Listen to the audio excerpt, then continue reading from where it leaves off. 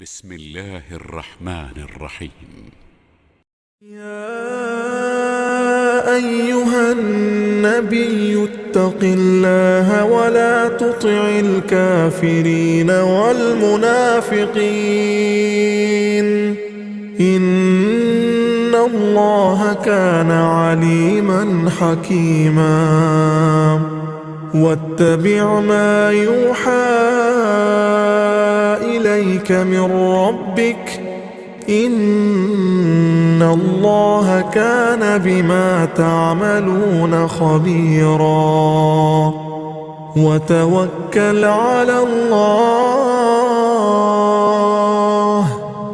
وكفى بالله وكيلا ما جعل الله لرجل من قلبين في جوفه وما جعل أزواجكم اللائي تظاهرون منهن أمهاتكم وما جعل أدعياءكم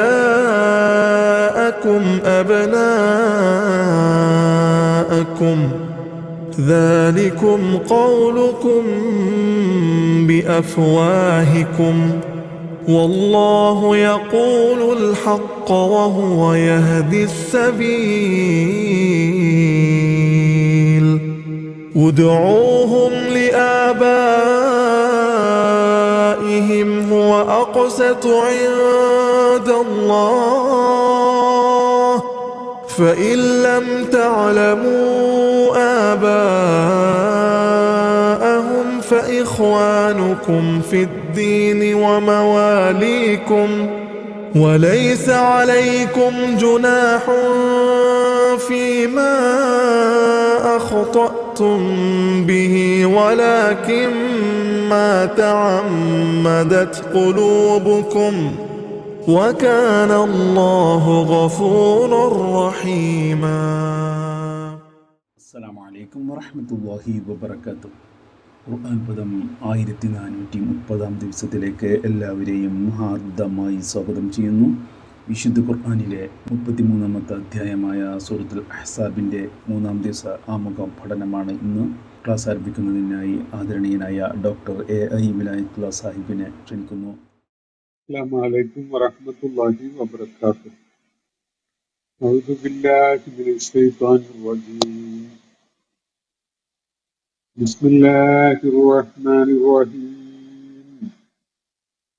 يا أيها النبي اتق الله ولا تطع الكافرين والمنافقين إن الله كان عليما حكيما واتبع ما يوحى إليك من ربك إن الله كان بما تعملون خبيرا وتوكل على الله وكفى بالله وكيلا ما جعل الله لرجل من قلبين في جوفه وما جعل أزواجكم اللائي تظاهرون منهن أمهاتكم وما جعل أدعياءكم أبناءكم ذلكم قولكم بأفواهكم والله يقول الحق وهو يهدي السبيل ادعوهم لآبائهم هو أقسط عند الله فإن لم تعلموا آباءهم فإخوانكم في الدين ومواليكم وليس عليكم جناح فيما أخطأتم به ولكن ما تعمدت قلوبكم وكان الله غفورا رحيما. صدق الله العلي العظيم.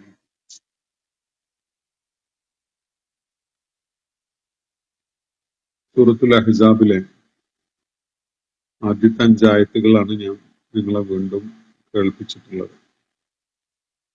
സൂറത്തുൽ അഹ്സാബുമായി ബന്ധപ്പെട്ടുകൊണ്ടുള്ള വളരെ സുപ്രധാനമായ കാര്യങ്ങളാണ് ഈ സൂറത്തിന്റെ പഠനത്തിനുള്ള ഒരു ആമുഖം എന്നുള്ള നിലക്ക് നമ്മൾ മനസ്സിലാക്കി വരുന്നത്. 2 ദിവസങ്ങൾ നമ്മൾ 2 സെഷൻസ് ഈ കാര്യങ്ങൾ പരാമർശിച്ചുകൊണ്ട് അതിന്റെ വിശദാംശങ്ങളെ മനസ്സിലാക്കിക്കൊണ്ട് നമ്മൾ ചെലവഴിക്കുകയുണ്ടായി. ഉഹദ് യുദ്ധത്തിന്റെ ആ ഘട്ടം മുതൽ അഹ്സാബ് യുദ്ധം ഉണ്ടാകുന്നത് വരെയുള്ള വളരെ പ്രധാനപ്പെട്ട 5-6 സംഭവങ്ങൾ നമ്മൾ കഴിഞ്ഞ ദിവസം ചർച്ചയിൽ പരാമർശിക്കുകയുണ്ടായി. നബി സല്ലല്ലാഹു അലൈഹി വസല്ലമയെയും മദീനയിലെ അദ്ദേഹത്തിന്റെ സംവിധാനങ്ങളെയും ഇനിമേൽ ഒരു ഗോത്രത്തിന് തനിച്ച് നേരിടുക എന്നത് സാധിക്കുകയില്ല എന്ന ഒരു ധാരണ അറബ് സമൂഹത്തിൽ വിവിധ ഗോത്രങ്ങൾക്കിടയിലൊക്കെ വളരെ ശക്തമായി രൂപപ്പെടുന്നതിന് കാരണമായ ചില സംഭവങ്ങളാണ് നമ്മൾ കഴിഞ്ഞ ദിവസത്തെ ചർച്ചയിൽ കാണുകയുണ്ടായത്. ഇന്ന് നമ്മൾ അഹ്സാബ് യുദ്ധം തന്നെയാണ് ചർച്ചയിൽ കൊണ്ടുവരുന്നത്.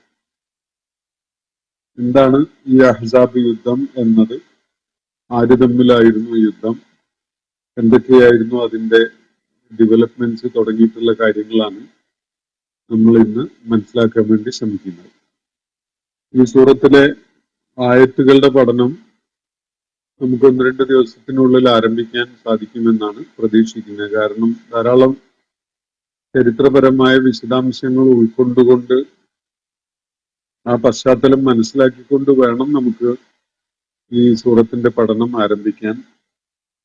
വളരെ റെഫറൻഷ്യലായ ധാരാളം അത്തരം സംഭവങ്ങളിലേക്ക് സൂചനകൾ നൽകുന്ന ആയത്തുകളാണ് ഈ സൂറത്തിൽ അടങ്ങിയിട്ടുള്ളത്. അതുകൊണ്ടൊരു പശ്ചാത്തല ധാരണ ഉണ്ടാക്കാതെ ഈ സൂറത്തിന്റെ പഠനം വേണ്ട വിധത്തിൽ ഫലപ്രദമാവുകയില്ല എന്നതാണ് ഞാൻ മനസ്സിലാക്കുന്ന കാര്യം. അഹ്സാബ് യുദ്ധത്തെ കുറിച്ച് പറയുമ്പോൾ ഇതിന്റെ ചരിത്ര പശ്ചാത്തലം നമ്മൾ പിന്നിട്ട ദിവസങ്ങളിലെ ചർച്ചകളിൽ നിന്ന് മനസ്സിലാക്കുകയുണ്ടായി. മദീനയിലെ നബി സല്ലല്ലാഹു അലൈഹി വസല്ലമയുടെ നേതൃത്വത്തിൽ രൂപപ്പെട്ടു വന്നിട്ടുള്ള ആ രാഷ്ട്രീയ ശക്തിയെ തകർക്കാൻ ഇനി അറേബ്യയിലെ ഏതെങ്കിലും ഗോത്രങ്ങൾക്ക് തനിച്ച് സാധിക്കുകയില്ല ായിട്ടുണ്ടായിരുന്നു എന്ന കാര്യം ഞാൻ സൂചിപ്പിക്കുകയുണ്ടായി. ആ ഒരു ബോധത്തിൽ നിന്നായിരിക്കണം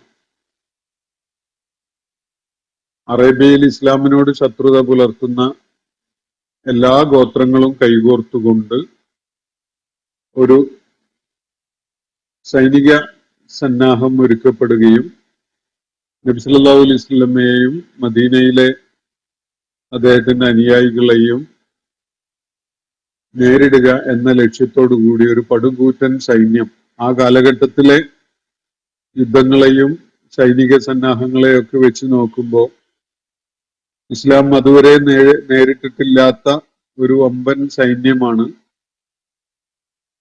മദീനക്കെതിരിലുള്ള മദീനയെ ആക്രമിക്കാൻ വേണ്ടി പുറപ്പെടുന്നത്. ഇതിന് മുഖ്യമായി സംഘാടകനായിട്ട് രംഗത്തുണ്ടായിരുന്നത് നേരത്തെ നബി സല്ലല്ലാഹു അലൈഹി വസല്ലം മദീനയിൽ നിന്ന് പുറത്താക്കിയ ഒരു യഹൂദ ഗോത്രം. നമ്മൾ അവരെ കുറിച്ച് സംസാരിച്ചു. ബനൂ നളീർ ഗോത്രം.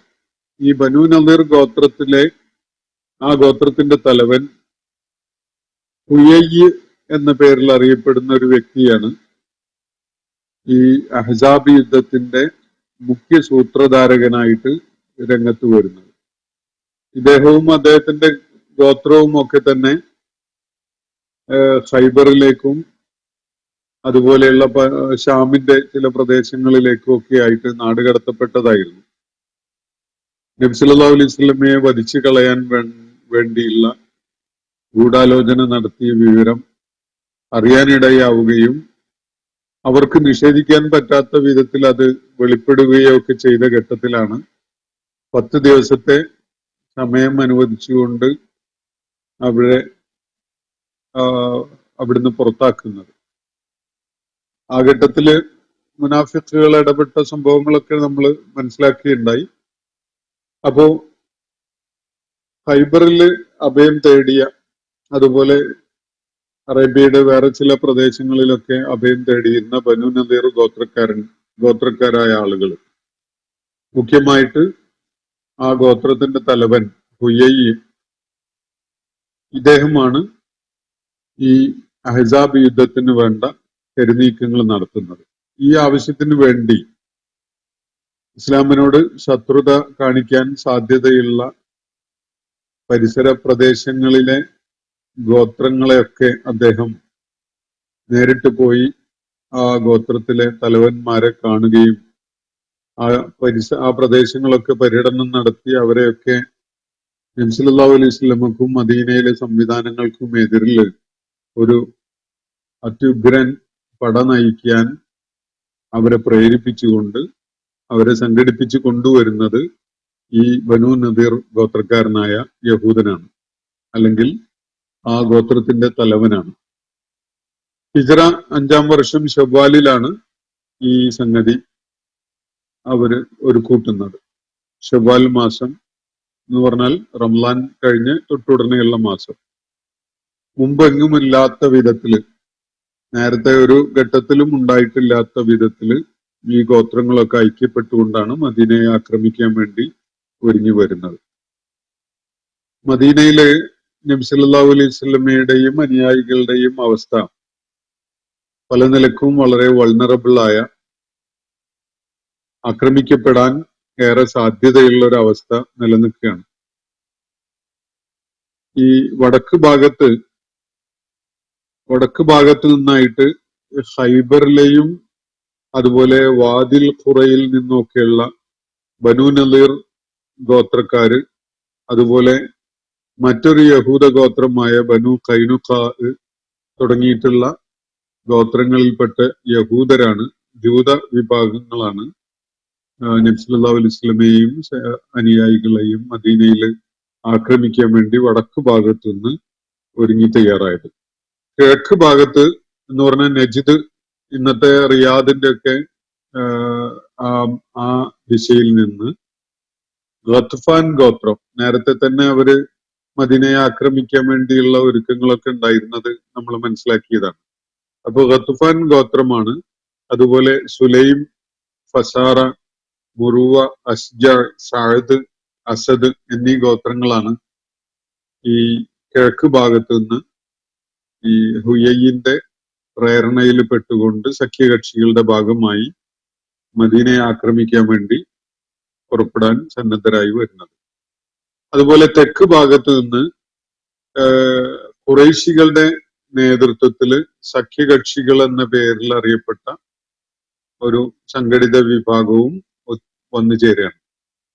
അപ്പൊ ഖുറൈശികള് വരുന്നത് തെക്ക് ഭാഗത്തു നിന്നാണ്. അവരെ പിന്തുണക്കുന്ന അവരുടെ യാത്രാ മാർഗത്തിലുള്ള പല ഗോത്രങ്ങളും അവരോടൊപ്പം പങ്കാളികളാവുകയാണ്. ആകെ 12,000-ലേറെ സൈനികരാണ് ആ ഘട്ടത്തില് സംഘടിച്ച് വന്നിട്ടുണ്ടായിരുന്നത്. അപ്പോ ആ കാലഘട്ടത്തിലെ സൈനിക നീക്കങ്ങളുടെയോ യുദ്ധങ്ങളുടെയോ ഒക്കെ ഒരു ചരിത്രം പരിശോധിക്കുമ്പോൾ മുസ്ലിങ്ങളെ സംബന്ധിച്ചിടത്തോളം ഏറ്റവും ഏറെ ആളുകൾ പങ്കെടുക്കുന്ന ഏറ്റവും വലിയ ഒരു സൈനിക ശക്തി തന്നെയാണ്. മുമ്പൊരിക്കലും ഉണ്ടായിട്ടില്ലാത്ത വിധത്തില് 1000-ലേറെ ആളുകളാണല്ലോ ബദർ യുദ്ധത്തില് മുസ്ലിങ്ങൾക്കെതിരിൽ രംഗത്തുണ്ടായിരുന്നത്. ഇവിടെ 12,000-ഓളം അല്ലെങ്കിൽ 12,000-ലേറെ ആളുകളാണ് മദീനയെ ആക്രമിക്കാൻ വേണ്ടി തെക്ക് ഭാഗത്തു നിന്ന് ഖുറൈശികളുടെ നേതൃത്വത്തിലും, അതുപോലെ വടക്ക് ഭാഗത്ത് നിന്ന് ഈ യഹൂദ ഗോത്രങ്ങളുടെ നേതൃത്വത്തിലും, പിന്നെ കിഴക്ക് ഭാഗത്ത് നിന്ന് ഗത്ഫാൻ ഗോത്രം, സുലൈം, ഫസാറ, മുറുവ, അസ്ജ, സഅദ്, അസദ് തുടങ്ങിയ ഗോത്രങ്ങളൊക്കെയും സംഘടിച്ച് പുറപ്പെടുന്നത്. ഇത് ആകസ്മികമായ ഒരു ആക്രമണമായിരുന്നു, അപ്രതീക്ഷിതമായി ഉണ്ടായ ഒരു ആക്രമണമായിരുന്നുവെങ്കിൽ മദീനയിലെ മുസ്ലിങ്ങളെ സംബന്ധിച്ചിടത്തോളം പ്രതിരോധിക്കാൻ കഴിയാത്ത ഒരു വൻ സന്നാഹം തന്നെയാണത്. മുസ്ലിങ്ങൾ മദീനയിൽ ഒടുങ്ങിപ്പോകുന്ന വിധത്തിലുള്ള ഒരു ഘോരമായ യുദ്ധം നടക്കുകയും എല്ലാവരും കൊല ചെയ്യപ്പെടുകയും ചെയ്യുന്ന ഒരവസ്ഥയാണ് ഉണ്ടാകുമായിരുന്നത്. എന്നാൽ നബി സല്ലല്ലാഹു അലൈഹി വസല്ലമക്ക് ചില സോഴ്സുകളിൽ നിന്നായിട്ട് ഇങ്ങനെ ഒരു പടയൊരുക്കം നടക്കുന്നതായും അവര് സൈനിക മുന്നേറ്റം നടത്തുന്നതിനായിട്ട് പുറപ്പെട്ടിട്ടുണ്ട് എന്ന വിവരം ലഭിക്കുകയുണ്ടായി. നബി സല്ലല്ലാഹു അലൈഹി വസല്ലമക്ക് ഇങ്ങനെ വിവരങ്ങൾ എത്തിച്ചു കൊടുക്കുന്ന പല ദൂതന്മാരും ഉണ്ടായിരുന്നു. അപ്പൊ അവരിൽ നിന്നാണ് കാര്യങ്ങൾ അറിയാൻ സാധിച്ചത്. മദീനയില് അവരെത്തുന്നതിന്റെ ഒരു 6 ദിവസം മുമ്പാണ് ഈ വിവരം നബി സല്ലല്ലാഹു അലൈഹി വസല്ലമക്ക് അറിയാൻ പറ്റുന്നത്. ഉടനെ തന്നെ നബി സല്ലല്ലാഹു അലൈഹി വസല്ലം പ്രധാനപ്പെട്ട അനുയായികള് സഹാബിമാരോടൊക്കെ കൂടിയാലോചിച്ചിട്ട് ചില തീരുമാനങ്ങളിലേക്ക് വളരെ തന്ത്രപരമായ രീതിയിൽ അതിനെ എങ്ങനെ നേരിടാം എന്ന കാര്യത്തിൽ ചില തീരുമാനങ്ങൾ എടുക്കുകയാണ്. അങ്ങനെ അവര് തീരുമാനപ്രകാരം ഒരു 6 ദിവസത്തിനുള്ളിലാണ് വടക്ക് പടിഞ്ഞാറ് ഭാഗത്ത് വലിയ കിടങ്ങ് കുഴിക്കുന്നത്. ഈ ഭാഗമാണ് ഏറ്റവും വൾണറബിൾ ആയിട്ടുള്ളത്. വടക്ക് പടിഞ്ഞാറ് ഭാഗത്ത് മദീനയിൽ ഉള്ള ആളുകളെ സംബന്ധിച്ചിടത്തോളം അവരുടെ വടക്ക് പടിഞ്ഞാറ് ഭാഗത്ത് ആ ഭാഗത്തു കൂടിയാണ് ശത്രുക്കൾ ആക്രമിക്കാൻ സാധ്യതയുള്ളത്. വേറെ രണ്ട് ഭാഗങ്ങള് ഈ സൈനികമായ നീക്കം സാധ്യമല്ലാത്ത വിധത്തിലുള്ള വലിയ വൃക്ഷങ്ങളൊക്കെ ഉള്ള പ്രദേശമാണ്. അതുപോലെ കൃഷിയൊക്കെ ഉള്ള പ്രദേശമാണ്. അതുകൊണ്ട് അതിലെ സൈനിക നീക്കം സാധിക്കുകയില്ല. സാധ്യമായ ഒരു ഭാഗം അവർ മനസ്സിലാക്കിയിട്ട് വടക്കു പടിഞ്ഞാറ് ഭാഗം ശത്രുക്കൾക്ക് മദീനയിലേക്ക് കടക്കാൻ കഴിയാത്ത വിധത്തിൽ വീതിയുള്ള ആഴമുള്ള കിടങ്ങ് കുഴിച്ചുണ്ടാക്കുകയാണ് ചെയ്യുന്നത്. ഇത് നബി സല്ലല്ലാഹു അലൈഹി വസല്ലമയുടെ അനുയായിയായിരുന്ന പേർഷ്യക്കാരൻ സഹാബിയായ സൽമാൻ അൽ ഫാരിസി ആണ് റളിയല്ലാഹു അൻഹു. അദ്ദേഹമാണ് ഈ ഒരു യുദ്ധതന്ത്രം നബി സല്ലല്ലാഹു അലൈഹി വസല്ലമക്ക് പറഞ്ഞു കൊടുക്കുന്നത്. പേർഷ്യക്കാർക്കിടയിൽ പ്രചാരത്തിലുണ്ടായിരുന്ന ഒരു യുദ്ധതന്ത്രമായിരുന്നു ഇതെങ്കിലും അറബികളെ സംബന്ധിച്ചിടത്തോളം ഇത് വളരെ അപരിചിതമായ ഒരു സംഗതിയാണ്. ആ കാര്യം പെട്ടെന്ന് വലിയൊരു സൈന്യത്തിന് മദീനയിലേക്ക് കടന്നു കയറി വരുന്നതിനെ തടയാൻ സ്വാഭാവികമായിട്ടും അവർ ഉപരോധം ഏർപ്പെടുത്താൻ അവരെ നിർബന്ധിതമാക്കുന്ന വിധത്തിലുള്ള ഒരു യുദ്ധതന്ത്രം. ഒട്ടകങ്ങളും കുതിരകളും ഒക്കെ ആയിട്ട് യാത്ര ചെയ്തു വരുന്ന ശത്രു സൈന്യത്തിന് മദീനയിലേക്ക് അങ്ങ് കടക്കാൻ പറ്റാതെ മദീനയുടെ വെളിയിലായിട്ട് നിൽക്കേണ്ടി വരുന്ന, ഉപരോധം തീർക്കാൻ നിർബന്ധിതരാക്കുന്ന ഒരു യുദ്ധതന്ത്രമായിരുന്നു അത്. ഇത് വളരെ സമയോചിതമായ ഒരു ഉപദേശം സൽമാനുൽ ഫാരിസി റളിയല്ലാഹു അൻഹു അദ്ദേഹത്തിന്റെ പേർഷ്യൻ പശ്ചാത്തലത്തിലുള്ള അറിവ് ഒക്കെ ഉപയോഗപ്പെടുത്തിക്കൊണ്ട് നൽകിയതാണ്. നബി സല്ലല്ലാഹു അലൈഹി വസല്ലം അത് സ്വീകരിക്കുകയും വളരെ പ്രയാസങ്ങൾ നേരിട്ടുകൊണ്ട് തന്നെ അനുയായികളെ ഒത്തുചേർന്ന് വലിയ കിടങ്ങ് ഉണ്ടാക്കുകയും ചെയ്തു. അപ്പോ വടക്ക് പടിഞ്ഞാറ് ഭാഗം അതുകൊണ്ട് ശത്രുക്കളുടെ ആക്രമണം ഉണ്ടാകാൻ അവർക്ക് മദീനയിലേക്ക് കടന്നു കയറാൻ കഴിയാത്ത വിധത്തിലുള്ള ഒരു സുരക്ഷിതത്വം അവിടെ ഒരുക്കുകയാണ്. ആ പ്രദേശത്ത് സെല്ലർ മലയുടെ പുറകിലായിട്ട് കിടങ്ങിന്റെ തീരത്ത് നബി സല്ലല്ലാഹു അലൈഹി വസല്ലം 3000 സൈനികരെ സജ്ജരാക്കി നിർത്തുകയും ചെയ്തു. എന്തെങ്കിലും കാരണവശാൽ അവർ കിടങ്ങിൽ ചാടി കയറി മറിയാനൊക്കെ ശ്രമിക്കുകയാണെങ്കിൽ അവരെ അമ്പെയ്ത് നേരിടാനും അവരെ ചെറുത്ത് തോൽപ്പിക്കാനും ഒക്കെ ആയിട്ടുള്ള ഒരു സജ്ജീകരണമാണ് നബി സല്ലല്ലാഹു അലൈഹി വസല്ലം അവിടെ ചെയ്തത്. 3000 വരുന്ന ഒരു സൈനിക വ്യൂഹത്തെ അവിടെ സെല്ലർ മലയുടെ പിൻവശത്തായിട്ട് അങ്ങനെ അവരെ ഒരുക്കി നിർത്തി.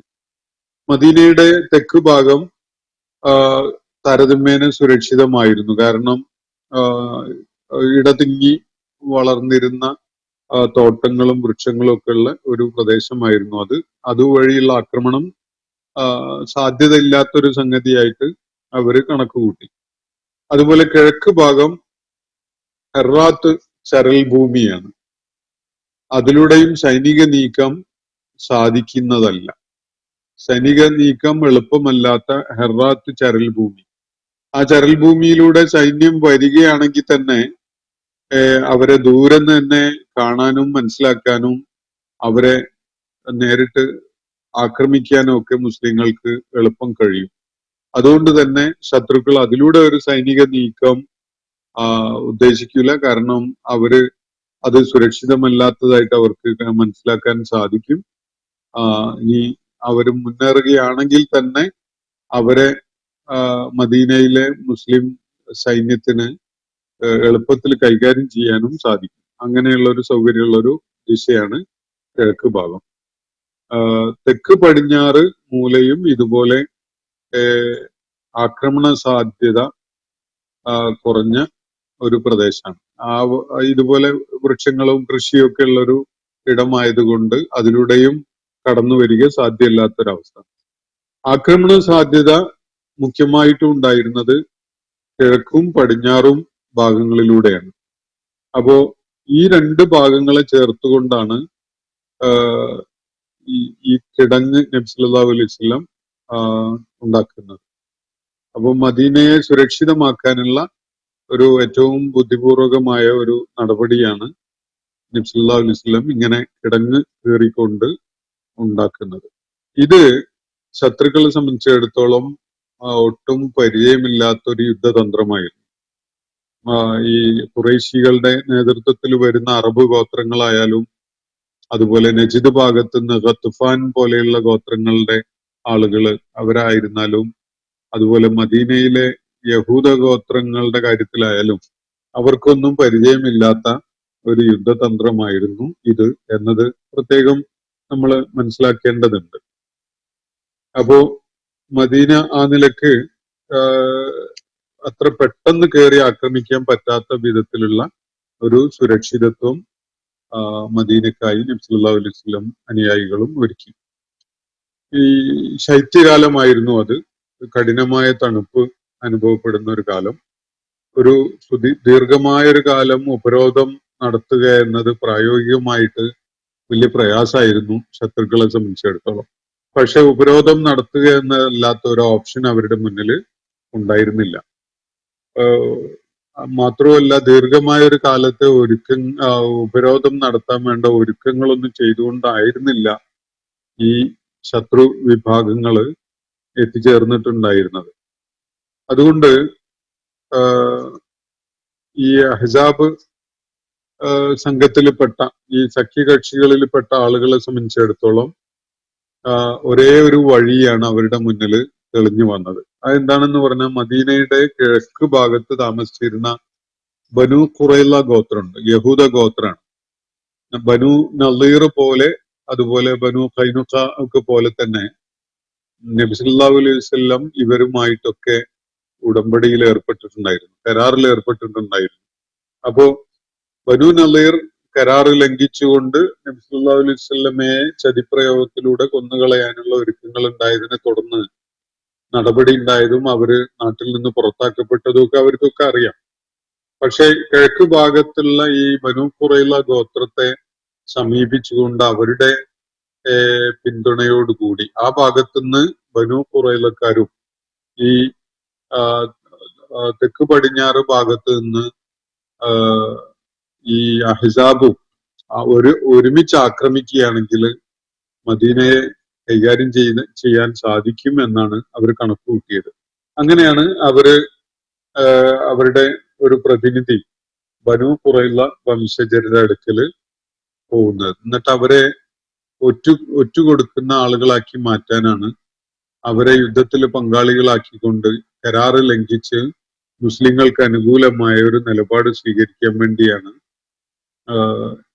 ഈ നയതന്ത്ര തലത്തിലുള്ള ശ്രമങ്ങള് ഈ സഖ്യകക്ഷികളുടെ ഭാഗത്തുനിന്ന് ഉണ്ടാവുന്നത്. അപ്പോ യഥാർത്ഥത്തിൽ ഇവര് നബി സല്ലല്ലാഹു അലൈഹി വസല്ലമയുമായിട്ട് കരാറിലായിരുന്നത് കൊണ്ട് തന്നെ ആ ഭാഗത്ത് കിഴക്ക് ഭാഗത്തുനിന്ന് എന്ത് ആക്രമണം ഉണ്ടാവുകയാണെങ്കിലും അതിനെ നേരിടാൻ അവർ ബാധ്യസ്ഥരാണ്. മുസ്ലിങ്ങൾക്ക് യാതൊരു വിധത്തിലും മദീനയിൽ യാതൊരു വിധത്തിലുമുള്ള പ്രയാസവും ആ ഭാഗത്തുനിന്ന് ഉണ്ടാവുകയില്ല എന്നത് ഉറപ്പുവരുത്താൻ കരാറ് കാരണമായിട്ട് തന്നെ ബാധ്യസ്ഥതയുള്ള ആളുകളാണ് ഈ ബനു ഖുറൈള ഗോത്രക്കാര്. എന്നാല് അതുപോലെ മുസ്ലിങ്ങൾ ആ ഭാഗം വളരെ നിർഭയത്വത്തോടു കൂടിയാണ് കണ്ടിരുന്നത് എന്ന് മാത്രമല്ല, മുസ്ലിം കുടുംബങ്ങളെയും കുട്ടികളെയും ഒക്കെ അവര് ഈ ബനു ഖുറൈള ഗോത്രക്കാരുടെ സംരക്ഷണത്തില് ആ പരിസരങ്ങളിൽ കൊണ്ടുപോയിട്ട് താൽക്കാലികമായിട്ട് താമസിപ്പിക്കുകയാണ്.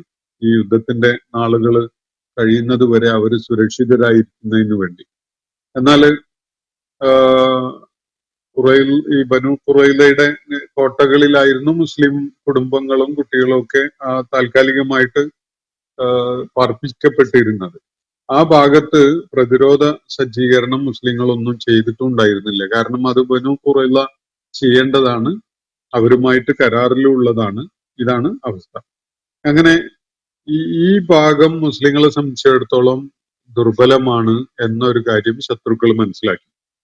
ഈ ഭാഗത്തുകൂടെ, കിഴക്ക് ഭാഗത്തൂടെ, ഈ ബനു ഖുറൈളക്കാര് താമസിക്കുന്ന ആ ഭാഗത്തുകൂടെയുള്ള സൈനിക നീക്കത്തിന് ഒരു സാധ്യത അവര് കണ്ടുപിടിച്ച് അവര് ഈ ബനു നളീർ ഗോത്രത്തിന്റെ തലവൻ, ഈ അഹ്സാബിന്റെ തലവനായിട്ട് രംഗത്ത് വന്ന ഹുയയ്യിബ്നു അഖ്തബ് ബനു ഖുറൈളക്കാരെ കാണാൻ വേണ്ടി പോവുകയാണ്.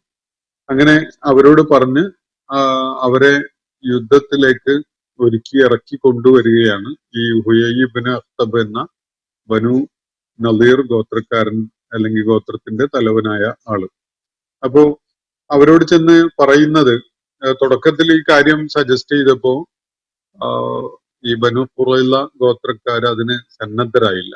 അവര് പറഞ്ഞത്, ഞങ്ങള് മുഹമ്മദുമായി കരാറിലാണ്, അതുകൊണ്ട് ഇതുവരെ യാതൊരു പരാതിയും അവരുടെ ഭാഗത്തുനിന്ന് പരാതിപ്പെടേണ്ട യാതൊന്നും നമ്മളെ സംബന്ധിച്ചിടത്തോളം ഉണ്ടായിട്ടില്ല, അതുകൊണ്ട് കരാറ് ലംഘിക്കാൻ ഞങ്ങൾ ഒരുക്കമല്ല എന്നാണ് അവര് പറഞ്ഞത്. അപ്പോ ഹുയൈ അവരോട് പറയുന്നത്, നോക്കൂ, ഇപ്പോ അറബികളെല്ലാവരും സംഘടിച്ച് ഒന്നിച്ച് മദീനയിലെ മുസ്ലിം സംവിധാനത്തെ നേരിടാൻ വേണ്ടി വന്നിരിക്കുകയാണ്. ഇതൊരു അസുലഭമായ അവസരമാണ്. അവരെ കഥ കഴിക്കാൻ ഈ ഗോത്രങ്ങളൊക്കെ ഒരുങ്ങി പുറപ്പെട്ടു വന്ന സമയത്ത് നമ്മൾ അവരോടൊപ്പം കൂടിക്കൊടുത്താൽ മാത്രം മതി.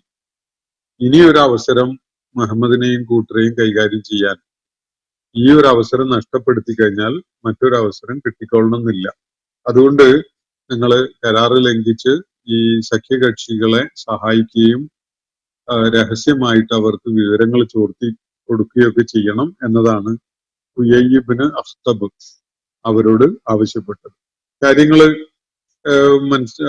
ആ വിധത്തിൽ പറഞ്ഞ് പ്രേരിപ്പിച്ചപ്പോ ഈ ബനു ഖുറൈള ഗോത്രക്കാര് അതിന് സന്നദ്ധരാവുകയാണ് ചെയ്യുന്നത്. നബി സല്ലല്ലാഹു അലൈഹി വസല്ലം ഈ വിവരം അറിയാനിടയായി. അപ്പോ ഈ കാര്യം ഒന്ന് ഉറപ്പുവരുത്തണമല്ലോ. ബനു ഖുറൈളക്കാരുടെ ഭാഗം, ആ കിഴക്ക് ഭാഗം, മുസ്ലിങ്ങളുടെ കുടുംബങ്ങളും കുട്ടികളും ഒക്കെ ഉള്ള ആ ഭാഗം ബനു ഖുറൈളക്കാര് സുരക്ഷിതമാക്കി വെക്കുകയില്ല എന്ന ഒരു കാര്യം അറിയാൻ ഇടയായപ്പോ അതൊന്ന് ഉറപ്പുവരുത്താൻ വേണ്ടി നബി സല്ലല്ലാഹു അലൈഹി വസല്ലം അൻസാറുകളിൽപ്പെട്ട ചില നേതാക്കന്മാരെ അങ്ങോട്ട് പറഞ്ഞയച്ചു.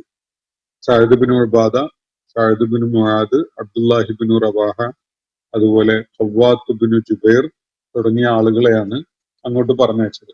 അവർക്ക് ഒരു പ്രത്യേക നിർദ്ദേശം നൽകിയിട്ടുണ്ടായിരുന്നു നബി സല്ലല്ലാഹു അലൈഹി വസല്ലം. ഈ കേട്ട സംഗതി ശരിയാണ് എങ്കിൽ, ബനു ഖുറൈളക്കാര് കരാറ് ലംഘിച്ചുകൊണ്ട് മുസ്ലിങ്ങൾക്ക് എതിരിലുള്ള പ്രവർത്തനങ്ങളിൽ ഏർപ്പെട്ടിരിക്കുന്നു എന്നത് സത്യമാണ് എങ്കിൽ അത് നബി സല്ലല്ലാഹു അലൈഹി വസല്ലമയോട് വ്യക്തിപരമായിട്ട് മാത്രം വന്ന് വിവരം പറയണം.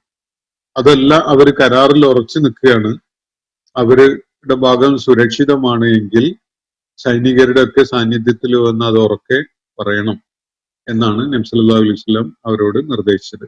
അപ്പൊ അവര് പോയി കാര്യങ്ങളൊക്കെ സൂക്ഷ്മമായിട്ട് മനസ്സിലാക്കി അവരോട് ഈ അൻസാർ നേതാക്കന്മാരോട് ബനു ഖുറൈളയുടെ നേതാക്കന്മാര് പറഞ്ഞത്, ലാ അഖ്ദു ബൈനന വ ബൈന മുഹമ്മദിൻ വലാ അഹദിൻ, ഞങ്ങൾക്കും മുഹമ്മദിനും തമ്മിൽ യാതൊരു കരാറും നിലനിൽക്കുന്നില്ല എന്നാണ്. എന്ന് പറഞ്ഞാൽ ഞങ്ങൾ ആ കരാറിൽ നിന്ന് പുറകോട്ട് പോയിട്ടുണ്ട്, അതൊന്നും ഇപ്പോൾ പ്രാബല്യത്തിലില്ല എന്ന കാര്യമാണ് ഈ ബനു ഖുറൈളക്കാരിൽ നിന്ന് ഈ അൻസാർ നേതാക്കന്മാർക്ക് അറിയാൻ സാധിച്ചത്. അവർ പറഞ്ഞ കാര്യം അതാണ്. അപ്പൊ നബി സല്ലല്ലാഹു അലൈഹി വസല്ലമയുടെ അടുക്കൽ വന്നിട്ട് അവര് പറഞ്ഞത് അല്ലലുവ ഖാറ എന്നാണ്. രണ്ട് ഗോത്രങ്ങളുടെ പേരാണത്. അലലും ഖാറയുമാണ് നേരത്തെ നബി സല്ലല്ലാഹു അലൈഹി വസല്ലമയുടെ അടുക്കൽ വന്ന് ദീന് പഠിക്കാൻ വേണ്ടി കുറച്ച് ആളുകളെ ഞങ്ങളുടെ അടുക്കലേക്ക് പറഞ്ഞയച്ചു തരണം എന്ന് പറഞ്ഞുകൊണ്ട് ആദ്യം ഒരു 6 പേരുടെ കാര്യം, പിന്നെ 40ഉം 70ഉം ആളുകൾ, അത്രയും പേരെ നബി സല്ലല്ലാഹു അലൈഹി വസല്ലം അവർക്ക് അയച്ചു കൊടുക്കുകയും അവരെ ഒക്കെ അവർ കൊന്നൊടുക്കുകയും ചെയ്തു. അങ്ങനെയുള്ള ചതി ചെയ്ത കൂട്ടരാണ് അലലും ഖാറയും. അപ്പോ ഈ അന്വേഷിക്കാൻ വേണ്ടി പോയ ആളുകൾ തിരികെ വന്ന് നബി സല്ലല്ലാഹു അലൈഹി വസല്ലമയുടെ അടുക്കൽ വന്ന് പറഞ്ഞത് അലലും ഖാറയും എന്നാണ്. എന്ന് പറഞ്ഞാൽ ഈ ബനൂ ഖുറൈലയും അലലും ഖാറയും പോലെ ആയിട്ടുണ്ട് എന്ന കാര്യമാണ് പറഞ്ഞത്. അപ്പോ കാര്യം നബി സല്ലല്ലാഹു അലൈഹി വസല്ലമക്ക് മനസ്സിലായി. അതുപോലെ യഥാർത്ഥത്തിൽ റജിയില് ഇസ്ലാമിക പ്രബോധനത്തിനും ഇസ്ലാം പഠിപ്പിക്കുന്നതിനൊക്കെ വേണ്ടി പോയ ആളുകളെ കൊന്ന 2 ഗോത്രങ്ങളുടെ പേരാണ് ഈ പറയപ്പെട്ട അലലും ഖാറയും. അതുപോലെ തന്നെ ബനൂ ഖുറൈലയും ആയിട്ടുണ്ട് എന്നാണ് വിവരം അറിയിച്ചത്. രഹസ്യമായിട്ടാണ് നബി സല്ലല്ലാഹു അലൈഹി വസല്ലമയോട് ഈ കാര്യം അറിയിക്കുന്നതെങ്കിലും ആ ബനൂ ഖുറൈലയുടെ ഭാഗം സുരക്ഷിതമല്ല എന്ന കാര്യം മുസ്ലിങ്ങൾക്കിടയിൽ എളുപ്പത്തിൽ എല്ലാവരും അറിയുന്ന ഒരു അവസ്ഥയുണ്ടായി. മുസ്ലിങ്ങൾക്ക് കുറച്ചൊക്കെ അസ്വസ്ഥത സൃഷ്ടിച്ചു അത്. അതുപോലെ 2 ഭാഗത്തും ഉപരോധത്തില് കഴിയേണ്ടി വരുന്ന ഒരവസ്ഥ മുസ്ലിങ്ങൾ ഉണ്ടായി വരികയാണ്. 2 ഭാഗത്തു നിന്നുള്ള ഉപരോധം. അപ്പോ മദീന യഥാർത്ഥത്തിൽ അപകടത്തിലാണ്. ബനൂ ഖുറൈലയുടെ ആ ഭാഗം ഒട്ടും സുരക്ഷിതമല്ല, അവിടെ ഒരു പ്രതിരോധവും ഇല്ല എന്ന കാര്യം മുസ്ലിങ്ങൾക്ക് എല്ലാവർക്കും മനസ്സിലായി. അപ്പോ അവിടെയുള്ള മുസ്ലിം കുടുംബങ്ങളുണ്ടല്ലോ, ഈ പടയാളികളുടെ കുടുംബങ്ങളൊക്കെ ബനൂ ഖുറൈലയുടെ ഭാഗത്താണ് അവരുടെ കുടുംബങ്ങളും കുട്ടികളും ഒക്കെ ഉള്ളത്. അപ്പൊ അതൊക്കെ മുസ്ലിങ്ങളിൽ വലിയ അസ്വസ്ഥത ഉണ്ടാക്കി.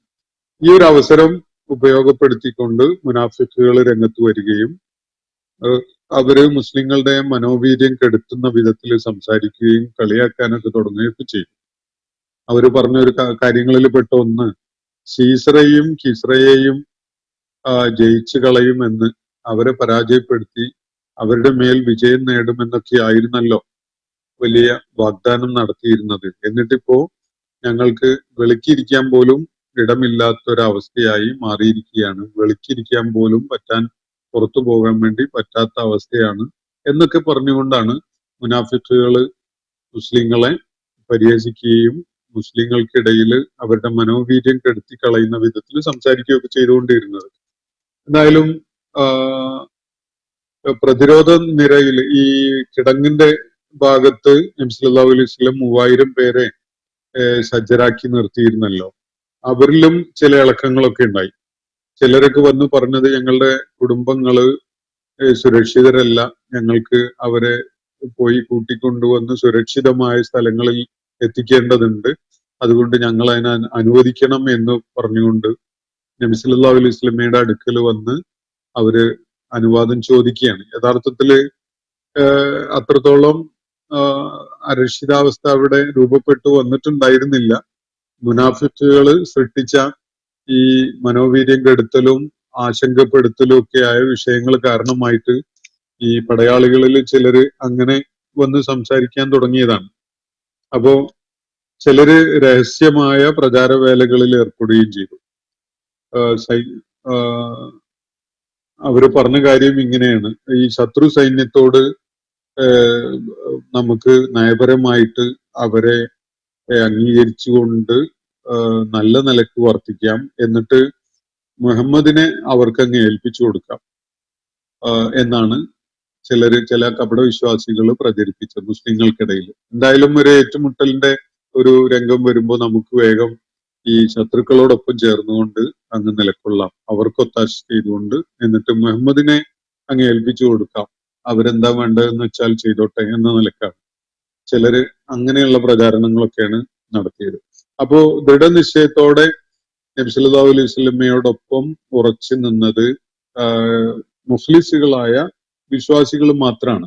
ചാഞ്ചല്യമുള്ള പലരും ഈ വക പ്രചാരത്തിന്റെ ഇരകളായി മാറുകയും അതുപോലെ മുസ്ലിങ്ങൾക്ക് ദ്രോഹകരമായ പല നടപടികളും ചെയ്യുന്ന അവസ്ഥയൊക്കെ ഉണ്ടായി. അപ്പോ വലിയ പ്രതിസന്ധി ഉണ്ടാക്കിയ ഒരു ഘട്ടമാണ്. നബി സല്ലല്ലാഹു അലൈഹി വസല്ലമയെ സംബന്ധിച്ചിടത്തോളം അതുപോലെ വിശ്വാസികളെ സംബന്ധിച്ചിടത്തോളം വലിയ പരീക്ഷണവും ഇതിൽ അടങ്ങിയിട്ടുണ്ടായിരുന്നു. അപ്പോ നബി സല്ലല്ലാഹു അലൈഹി വസല്ലം ആലോചിച്ചിട്ട് ഒരു യുദ്ധതന്ത്രം ആവിഷ്കരിക്കുകയാണ്. അതായത് നജിദിന്റെ ഭാഗത്ത് നിന്ന് വരുന്ന ഗത്ഫാൻ ഗോത്രക്കാരും അവരെ പിന്തുണക്കുന്ന ആളുകളുണ്ട്. അവരെ എങ്ങനെയെങ്കിലും ഈ സഖ്യകക്ഷികളിൽ നിന്ന് അടർത്തി മാറ്റുക, അവർക്കിടയിൽ ഒരു വിള്ളൽ ഉണ്ടാക്കുക എന്നതാണ് നബി സല്ലല്ലാഹു അലൈഹി വസല്ലം കണ്ട ഒരു തന്ത്രം. അതിനായിട്ട് അവരുമായി ഒരു ഒരു ഒത്തുതീർപ്പിലെത്താം എന്ന നിലക്ക് നബി സല്ലല്ലാഹു അലൈഹി വസല്ലം അനുയായികളുമായിട്ട് ഒരു കൂടിയാലോചന നടത്തി. അത് അവരെ പ്രീതിപ്പെടുത്താൻ വേണ്ടി ഒരു ആശയം മുന്നോട്ട് വെച്ചത് അവരോട് മുന്നോട്ട് വെക്കാമെന്ന് ആലോചിച്ച കാര്യം ഇങ്ങനെയാണ്. മദീനയിലെ കാർഷികോൽപ്പന്നങ്ങളുടെ 1/3 അവർക്ക് കൊടുത്തേക്കാം, അവർക്ക് അത് സ്വീകരിച്ചുകൊണ്ട് അവർ തിരിച്ചു പോകണം എന്നതാണ് അവരോട് പറയാൻ വേണ്ടി ഉദ്ദേശിച്ചത്. അപ്പൊ ഈ കാര്യം അൻസാർ നേതാക്കന്മാരോട് നബി സല്ലല്ലാഹു അലൈഹി വസല്ലം കൂടിയാലോചന നടത്തിയപ്പോ സഅദ് ബിൻ ഉബാദ റളിയല്ലാഹു അൻഹുവിനെയും സഅദ് ബിൻ മുആദ് റളിയല്ലാഹു അൻഹുവിനെയൊക്കെ പോലെയുള്ള അൻസാർ നേതാക്കന്മാര് ശക്തമായി അതിനോട് എതിർപ്പ് രേഖപ്പെടുത്തി. അവര് ചോദിച്ചത്, അള്ളാഹുവിന്റെ പ്രവാചകരെ, ഇത് അള്ളാഹുവിന്റെ നിർദ്ദേശമാണോ? അള്ളാഹുവിന്റെ നിർദ്ദേശമാണെങ്കിൽ ഞങ്ങൾ അത് പാലിക്കാൻ സന്നദ്ധരാണ്. അതല്ല ഞങ്ങളെ സുരക്ഷിതരാക്കുന്നതിന് വേണ്ടി താങ്കൾ ആലോചിച്ചുണ്ടാക്കിയ ഒരു യുദ്ധതന്ത്രമാണ്. അങ്ങനെയാണെങ്കിൽ ഞങ്ങൾക്ക് അതിനോട് യോജിപ്പില്ല എന്നാണ് അവര് പറയുന്നത്. അപ്പൊ അൻസാർ നേതാക്കന്മാര് തുടർന്ന് പറഞ്ഞത്, ഞങ്ങൾ ഒരിക്കൽ പോലും ഇസ്ലാം സ്വീകരിക്കുന്നതിന് മുമ്പ് ഒരിക്കൽ പോലും ഗത്ഫാൻ ഗോത്രക്കാരായ അത്തരം വിഭാഗങ്ങളോട് ഈ വിധത്തിൽ തോറ്റുകൊടുത്ത അവസ്ഥ ഉണ്ടായിട്ടില്ല. ഇസ്ലാമിലൂടെ ഞങ്ങൾക്ക് ഔന്നത്യവും അതുപോലെ ഡിഗ്നിറ്റിയും ഒക്കെ വർദ്ധിക്കുക മാത്രമാണ് ചെയ്തിട്ടുള്ളത്.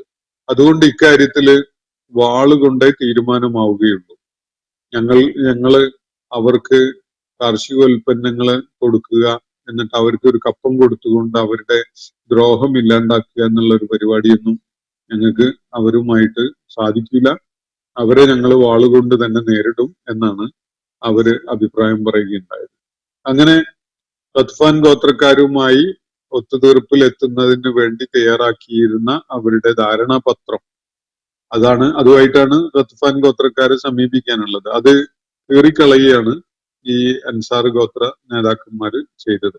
അപ്പോ ഈ ഘട്ടത്തില് ഒരു വളരെ അവിശ്വസനീയമായ ഒരു സംഭവം വളരെ ആകസ്മികമായിട്ടുണ്ടാവുകയാണ്. ഈ ഗത്ഫാൻ ഗോത്രത്തിന്റെ ഒരു ഉപവിഭാഗമായ അസ്ജാർ ഗോത്രം, ആ ഗോത്രത്തിൽപ്പെട്ട ഒരു വ്യക്തി, അദ്ദേഹത്തിന്റെ പേര് നഈം ഇബ്നു മസ്ഊദ് എന്നാണ്.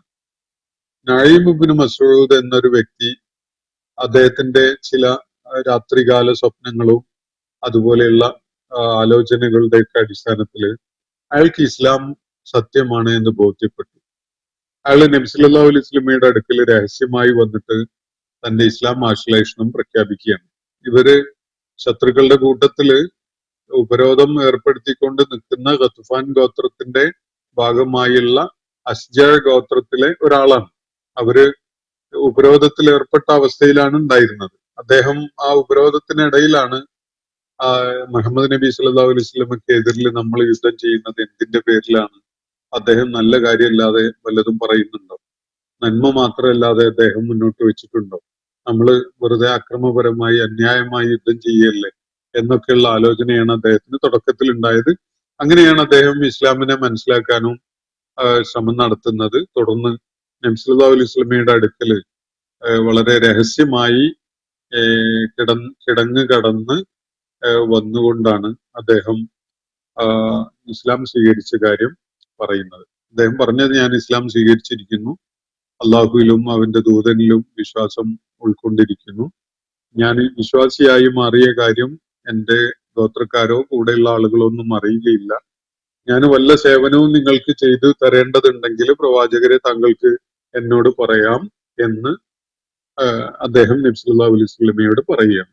അങ്ങനെ അദ്ദേഹം നബി സല്ലല്ലാഹു അലൈഹി വസല്ലം അദ്ദേഹത്തെ സ്നേഹ സന്തോഷങ്ങളോടെ സ്വീകരിച്ചിട്ട് അദ്ദേഹത്തോട് പോയി പറയുന്നത് താങ്കൾ പോയിട്ട് ശത്രുക്കൾക്കിടയിൽ വല്ല പിളർപ്പും ഉണ്ടാക്കാൻ വല്ല വഴിയുണ്ടോ എന്നുള്ളതൊന്ന് പരിശോധിക്കണം. അതാണ് ചെയ്യേണ്ടത് എന്ന് പറഞ്ഞു. അങ്ങനെ നഈം ഇബ്നു മസ്ഊദ് ആ നിർദ്ദേശം സ്വീകരിച്ചുകൊണ്ട് ഈ ഉപരോധം നടത്തിക്കൊണ്ടിരിക്കുന്ന ഗോത്രങ്ങളുടെ ഭാഗത്തേക്ക് തന്നെ, ശത്രുക്കളുടെ ഭാഗത്തേക്ക് തന്നെ തിരികെ പോയിട്ട് ഈ തന്ത്രപരമായ നീക്കങ്ങൾ നടത്തുകയാണ്. വളരെ അത്ഭുതകരമായ ഒരു ഒരു ട്വിസ്റ്റ് കാര്യങ്ങൾക്ക് ഉണ്ടാവുന്നത് അതിനെ തുടർന്നാണ്. നഈം ഇബ്നു മസ്ഊദ് റളിയല്ലാഹു അൻഹു ആണ് ഈ ഒരു നടപടി ചെയ്യുന്നത്. അദ്ദേഹം ആദ്യം പോയത് ബനൂ ഖുറൈളക്കാരുടെ അടുക്കലേക്കാണ്. ബനൂ ഖുറൈളക്കാര് മദീനയിലാണല്ലോ താമസം. നബി സല്ലല്ലാഹു അലൈഹി വസല്ലമയുമായിട്ട് ഉടമ്പടിയിൽ ഉണ്ടായിരുന്ന ഗോത്രമായിരുന്നല്ലോ. അദ്ദേഹത്തിന് അവരെ ബനൂ ഖുറൈളക്കാരെ നല്ല പരിചയം ഉണ്ടായിരുന്നതാണ്. വളരെ അടുത്ത് പരിചയമുണ്ടായിരുന്നു. അദ്ദേഹം അവരോട് ബനൂ ഖുറൈളക്കാരോട് ചെന്ന് പറഞ്ഞത്, ഖുറൈശികളും ഗത്ഫാൻ ഗോത്രക്കാരും പുറത്തുനിന്ന് വന്ന ആളുകളാണ്.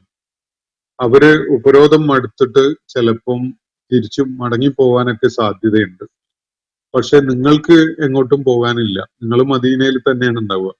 മുഹമ്മദുമായുള്ള കരാറ് നിങ്ങൾ ലംഘിച്ച് അവർക്ക് എതിരിൽ നിങ്ങൾ നിലകൊള്ളുകയും യുദ്ധം നടക്കാതെ പോവുകയോ യുദ്ധത്തിൽ മുഹമ്മദിനെയും കൂട്ടരെയും തോൽപ്പിക്കാൻ പറ്റാതെ വരികയോ ചെയ്യുകയാണെങ്കിൽ പിന്നെ നിങ്ങൾ മദീനയിൽ തുടർന്ന് എങ്ങനെ കഴിഞ്ഞുകൂടും?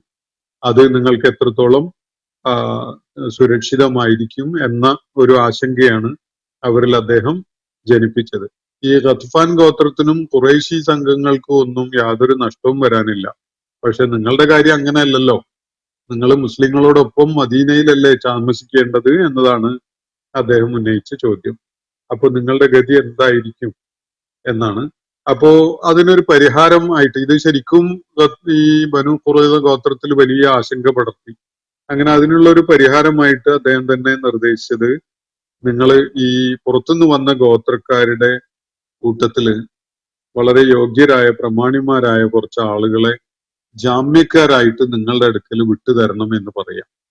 എന്ന് പറഞ്ഞാൽ യുദ്ധം കഴിഞ്ഞ് എല്ലാ നിലക്കും സുരക്ഷിതമായി എല്ലാ വിഭാഗങ്ങളും പോയി കഴിഞ്ഞതിന് ശേഷം ഈ മുസ്ലിങ്ങളെ എല്ലാ നിലക്കും തറ പറ്റിച്ചതിന് ശേഷം മാത്രമേ ഈ ജാമ്യക്കാരായിട്ട് പിടിക്കുന്ന അല്ലെങ്കിൽ കൂടെ നിർത്തുന്ന പ്രമാണിമാരെ ഞങ്ങൾ വിട്ടയക്കുകയുള്ളൂ. അതുകൊണ്ട് കുറച്ച് നേതാക്കന്മാരെ പ്രമാണിമാരെ ഞങ്ങളോടൊപ്പം ജാമ്യക്കാരായി നിർത്തണം എന്ന് നിങ്ങൾ ഈ ഖുറൈശി സംഘത്തോടും ഗത്ഫാൻ വിഭാഗത്തിൽപ്പെട്ടവരോടും ഒക്കെ പറയണം.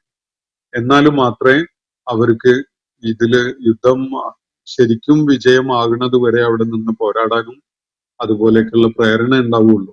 അല്ലെങ്കിൽ അവര് ഈ ഉപരോധം മടുത്ത് മതിയാക്കി പോവാനിടയുണ്ട്. നിങ്ങളെ കാര്യം വളരെ പരിങ്ങലിലാവുകയും ചെയ്യും. ഇതാണ് അദ്ദേഹം ഒരു നിർദ്ദേശമായിട്ട് ബനൂ ഖുറൈള ഗോത്രത്തോട് പറഞ്ഞത്. അപ്പോ അതുവരെ ഞങ്ങൾ യുദ്ധത്തിനില്ല, നിങ്ങൾ അങ്ങനെ ഒരു സംഗതിക്ക് ഒരുങ്ങുന്നത് വരെ ഞങ്ങൾ യുദ്ധത്തിനില്ല എന്നാണ് പറയാൻ വേണ്ടി പറഞ്ഞത്. അപ്പോ ഈ കാര്യം ബനൂ ഖുറൈളക്കാര് വളരെ ശരിയായിട്ട് വളരെ സ്വീകാര്യമായിട്ട് ബോധ്യപ്പെടുകയാണ്. ഇത് ബനൂ ഖുറൈളക്കാര് അങ്ങനെ കുറച്ച് ജാമ്യക്കാരെ ഖുറൈശികളും ഗത്ഫാൻ ഗോത്രക്കാരും ഞങ്ങളുടെ അടുക്കൽ നിർത്തണം, യുദ്ധം വെടിപ്പായി വിജയിച്ചതിന് ശേഷം മാത്രമേ ഞങ്ങൾ അവരെ വിടുകയുള്ളൂ എന്ന ധാരണയിൽ കുറച്ചാളെ ജാമ്യക്കാരായിട്ട് വാങ്ങണം എന്നതാണ് അവര് നിശ്ചയിച്ചുറച്ച കാര്യം. അങ്ങനെ തുടർന്ന് ഈ നഈം ഇബ്നു മസ്ഊദ് പോയത് ഖുറൈശികളുടെയും ഗത്ഫാൻ ഗോത്രക്കാരുടെയും അടുക്കലേക്കാണ്. അദ്ദേഹം പറഞ്ഞത്, അവരെ അടുക്കൽ ചെന്ന് പറഞ്ഞത്, ബനൂ ഖുറൈളയില് ഒരു ചെറിയ ചുവടുമാറ്റമുണ്ട്.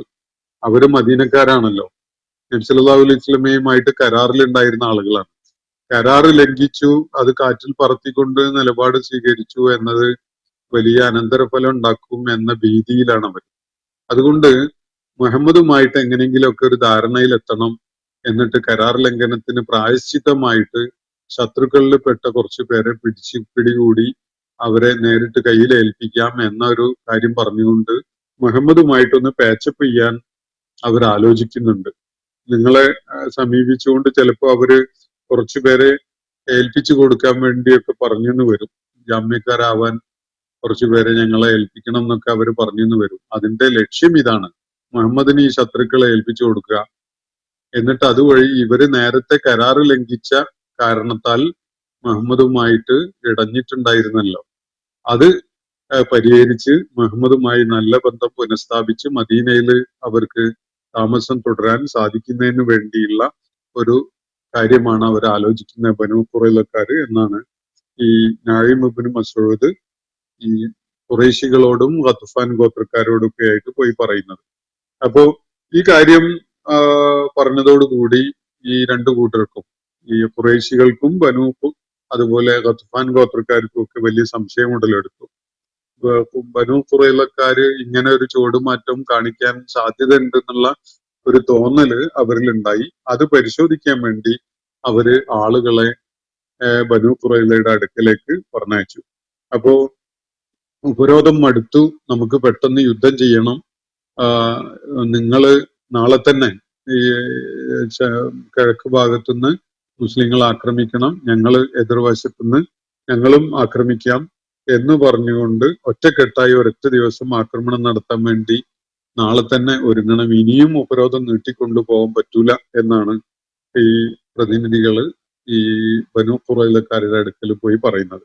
അപ്പൊ അവര് പറയുന്നത്, നിങ്ങളുടെ ഇടയിൽ നിന്നുള്ള ഒരു 19 പ്രമാണിമാരെ ഞങ്ങളെ കയ്യിൽ ഏൽപ്പിക്കണം, ഇല്ലെങ്കിൽ ഞങ്ങൾ സുരക്ഷിതരാവുകയില്ല, അതുകൊണ്ട് അതിന് നിങ്ങൾ സന്നദ്ധരാകുന്നത് വരെ ഞങ്ങൾ ഇതിനൊരുക്കമല്ല എന്നാണ് ബനൂ ഖുറൈളക്കാരും മറുപടി പറഞ്ഞത്.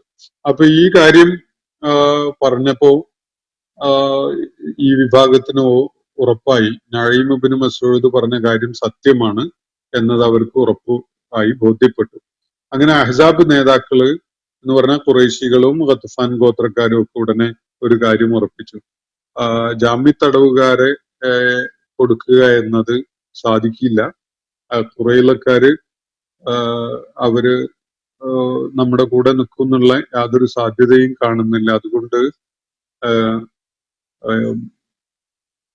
തുടർന്ന് അപ്പോ ഇവർക്കിടയിലുള്ള ഒരു യോജിപ്പ് ഇല്ലാതെയാവുകയാണ്. അതൊരു എന്ന് പറഞ്ഞാൽ ബനൂ ഖുറൈളക്കാരുടെ പിന്തുണ ഉണ്ടാവുകയില്ല എന്ന കാര്യം തീർപ്പാവുകയും അവര് ഈ സഖ്യകക്ഷികളെ സഹായിക്കുന്ന ഒരു നിലപാട് അവരിൽ നിന്നുണ്ടാവുകയില്ല എന്നത് ഒരു ഉറച്ചൊരു വ്യക്തമായ ഒരു കാര്യമായിട്ട് മാറുകയും ചെയ്തു. അപ്പോ ഈ ഒരു യുദ്ധതന്ത്രം നഈം ഇബ്നു മസ്ഊദ് പ്രയോഗത്തിൽ കൊണ്ടുവന്നത് മുസ്ലിങ്ങളെ സംബന്ധിച്ചിടത്തോളം ഒരു വലിയ സഹായമായ, ഒരു വമ്പിച്ച വിജയത്തിന് അവസരം ഒരുക്കിയ ഒരു തന്ത്രമായി മാറി. ശത്രുക്കളെ പിളർത്താൻ സാധിച്ചു. 25 ദിവസങ്ങളോളമായിട്ടുണ്ടായിരുന്നു അപ്പോഴേക്ക് ഈ ഉപരോധം തുടങ്ങിയിട്ട്. ശൈത്യം വളരെ കഠിനമായിരുന്നു. വെള്ളം, ഭക്ഷണം, അതുപോലെയുള്ള പ്രാഥമിക സംഗതികളൊക്കെ തന്നെ തീർന്നു തുടങ്ങിയിട്ടുണ്ടായിരുന്നു. അവർക്ക് ആ പ്രതികൂലമായ കാലാവസ്ഥയിൽ അങ്ങനെ തുടർന്ന് നിൽക്കാൻ പറ്റാത്ത ഒരവസ്ഥയും ഉണ്ടായിരുന്നു. അപ്പോ അതിനോടൊപ്പം ഈ ഭിന്നിപ്പും വീര്യം ചോർന്നു പോകുന്ന വിധത്തിലുള്ള ഡെവലപ്മെന്റ്സും ഒക്കെ അവരിൽ കൂടുതൽ ആശങ്കയുണ്ടാക്കി. അങ്ങനെ നിൽക്കുമ്പോഴാണ് ഒരു രാത്രി അതിരൂക്ഷമായ കാറ്റ്, അതും മണൽക്കാറ്റുണ്ടാവുന്നത്. അങ്ങനെ കടുത്ത് മിന്നലും ഒക്കെ കൂരിരുട്ടും ഒക്കെ വന്ന് വല്ലാത്ത പ്രതിസന്ധിയിലായി ഈ ശത്രുഗോത്രങ്ങൾ, ഈ അഹ്സാബ് സംഘങ്ങളിൽപ്പെട്ട ആളുകൾ. അപ്പോ അവരുടെ തമ്പുകളൊക്കെ കാറ്റില് പാറിപ്പോയി. അവര് മരുഭൂമിയില് എക്സ്പോസ്ഡ് ആയിട്ട് കാറ്റും പൊടിയും അതുപോലെ മിന്നലും ഇരുട്ടും ഒക്കെ ആയിട്ട് വല്ലാത്തൊരവസ്ഥയിലായി. അങ്ങനെ സഹിക്കാൻ പറ്റാത്ത, നിവൃത്തിയില്ലാത്തൊരവസ്ഥ വന്നപ്പോ അവര് ആ രാത്രി തന്നെ എല്ലാവരും അവിടുന്ന് തിരിച്ചു നാട്ടിലേക്ക് പോകാൻ വേണ്ടി തീരുമാനിക്കുകയും അതുപോലെ തിരിച്ചു പോവുകയും ചെയ്യുന്നത്. പിറ്റേന്ന് കാലത്ത് നബി സല്ലല്ലാഹു അലൈഹി വസല്ലമയും സംഘവും വെളിച്ചം പരന്നതോടെ പുറത്തിറങ്ങി നോക്കിയപ്പോ ശത്രുക്കൾ തമ്പടിച്ചിരുന്ന മൈതാനം പൂർണ്ണമായിട്ടും കാലിയായി ഒഴിഞ്ഞ മൈതാനമായി മാറിയതായാണ് കാണുന്നത്. ഇനി അതോടുകൂടി നബി സല്ലല്ലാഹു അലൈഹി വസല്ലം അനുയായികളോട് പറയുന്നത്, ഇനി ഖുറൈശികൾ ഒരിക്കലും തന്നെ നിങ്ങളോട് യുദ്ധം ചെയ്യാൻ വേണ്ടി വരില്ല, നിങ്ങൾ ഖുറൈശികളെ നേരിടാൻ വേണ്ടി പോകുന്ന കാര്യം മാത്രമേ ഉണ്ടാവുകയുള്ളൂ എന്നാണ് നബി സല്ലല്ലാഹു അലൈഹി വസല്ലം പറഞ്ഞത്. അപ്പോ ഈ വളരെ വലിയ ഭീഷണിയായിട്ട് എല്ലാ വിഭാഗം ആളുകളും കൈകോർത്തുകൊണ്ട് വന്ന ഒരു യുദ്ധം ഒരാളുടെ പോലും ജീവൻ ഹനിക്കുന്ന ഒരു സംഭവം ഉണ്ടാവാതെ, രക്തം ചിന്തുന്ന ഒരു അവസ്ഥ ഉണ്ടാവാതെ പൂർണ്ണമായ വിജയമായിട്ട് മുസ്ലിങ്ങൾക്ക് പരിലസിക്കുകയാണ് ഇത് ചെയ്യുന്നത്. അള്ളാഹുവിന്റെ വലിയ ഇടപെടലാണ്. സൽമാനുൽ ഫാരിസി നിർദ്ദേശിച്ച ആ കിടങ്ങ്, അതുപോലെ നഈം ഇബ്നു മസ്ഊദിന്റെ തന്ത്രപരമായ ഈ നീക്കങ്ങള്, അതുപോലെ ബനൂ ഖുറൈളക്കാരെ പറഞ്ഞ് പ്രേരിപ്പിച്ച് അവരെ ആശങ്കപ്പെടുത്തിക്കൊണ്ടുണ്ടായ നടപടി തുടങ്ങിയ സംഗതികൾ, അതിനോട് ഒപ്പം തന്നെ അതിശക്തമായ പൊടിക്കാറ്റുണ്ടാവുക കൂടി ചെയ്ത ഈ സംഗതികളൊക്കെ കൂടി ചേർന്ന് വന്നപ്പോൾ മുസ്ലിങ്ങളെ സംബന്ധിച്ചിടത്തോളം അതൊരു വമ്പൻ വിജയമായി മാറുകയാണ് ചെയ്യുന്നത്. നബി സല്ലല്ലാഹു അലൈഹി വസല്ലം നടത്തിയ പ്രവചനം, ഇനിമേൽ ഖുറൈശികൾ നിങ്ങൾ ആക്രമിക്കാൻ വേണ്ടി വരില്ല എന്ന് പറഞ്ഞ സംഗതി അക്ഷരം പ്രതി പുലരുന്ന ഒരു പ്രവചനമായിട്ട് എല്ലാവർക്കും പിന്നീട് ബോധ്യപ്പെടുകയാണ്. ഖുറൈശികളും മറ്റു ഗോത്രങ്ങളൊക്കെ ഏകോപിച്ച് അവസാനത്തെ അടവും പയറ്റുകയായിരുന്നു ഈ അഹ്സാബില് എന്നതാണ് വസ്തുത. മദീനയെ ആക്രമിക്കാൻ പിന്നീട് മനോവീര്യമോ ധൈര്യമോ ഒന്നും അവർക്ക് ഉണ്ടായിട്ടില്ല. അതുപോലെ ഈ സംഭവത്തെ തുടർന്ന് ഇസ്ലാമിന്റെ ജിഹാദ് എന്നത് പ്രതിരോധം എന്നതിൽ നിന്ന് ആക്രമണത്തിന്റെ ഒരു രീതിയിലേക്ക് മാറുന്ന ഒരു കാഴ്ചയാണ് പിന്നെ നമുക്ക് കാണാൻ കഴിഞ്ഞത്. ഇതുവരെ അവരുടെ ഭൂപ്രദേശത്തെ പ്രതിരോധിച്ച് നിൽക്കുന്ന ഒരു തലത്തിലായിരുന്നു ഇസ്ലാമിക ജിഹാദ് ഉണ്ടായിരുന്നതെങ്കിൽ, പിന്നീട് മക്കയിലെ ആളുകളെ നേരിടുന്ന, അതുപോലെ സമീപ പ്രദേശങ്ങളിൽ അവരുടെ അക്രമവാഴ്ച അവസാനിപ്പിക്കുന്ന വിധത്തിലുള്ള നടപടികളിലേക്കൊക്കെ പോകുന്ന ഒരു കാഴ്ചയാണ് ഇന്ന് നമുക്ക് കാണാൻ സാധിക്കുന്നത്. ഇന്നത്തെ സെഷൻ ഞാനിവിടെ അവസാനിപ്പിക്കുകയാണ്. അഹ്സാബ് യുദ്ധത്തിന്റെ ഏകദേശം ഒരു ചിത്രമാണ് ഞാൻ വരച്ചു കാണിച്ചിട്ടുള്ളത്. അള്ളാഹു നമ്മെ എല്ലാവരെയും അനുഗ്രഹിക്കുമാറാവട്ടെ. വാഖിറു ദഅ്വാന അനിൽ ഹംദുലില്ലാഹി റബ്ബിൽ ആലമീൻ. അസ്സലാമു അലൈക്കും വറഹ്മത്തുള്ളാഹി വബറകാതുഹു. ഇന്നത്തെ ഖുർആൻ പദം ഇവിടെ സമാപിക്കുന്നു. ഖുർആൻ പഠനത്തിൽ പങ്കെടുത്ത എല്ലാവർക്കും അല്ലാഹു അർഹമായ പ്രതിഫലം നൽകി അനുഗ്രഹിക്കട്ടെ. വആഖിറു ദഅ്വാന അനിൽ ഹംദുലില്ലാഹി റബ്ബിൽ ആലമീൻ. അസ്സലാമു അലൈക്കും വറഹ്മത്തുള്ളാഹി വബറകാതുഹു.